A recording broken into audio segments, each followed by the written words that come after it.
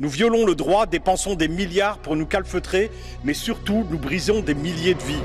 L'extrême droite nous impose sans honte ce débat et ses propos nauséabonds alors que nous célébrions hier les valeurs de l'Europe et commémorions lundi le lourd héritage sur lequel notre union s'est bâtie. Jusqu'où repousserons-nous les limites de l'indécence? Plutôt que de l'ignorer, mesurons la gravité du moment. Partout en Europe, la rhétorique dangereuse de l'extrême droite imprègne les discours et politiques. Quand allez-vous mettre un terme à cette fuite en avant, monsieur le commissaire? Sûrement pas en cautionnant cette obsession pathologique des retours et en se rendant en Tunisie et ailleurs pour participer à des marchandages dangereux avec des pays tiers, comme l'a fait récemment la commissaire Johansson. Que reste-t-il de nos valeurs quand le PPE appelle la Commission à financer des murs, quand il s'érige des âges sur plus de 2000 km en Europe?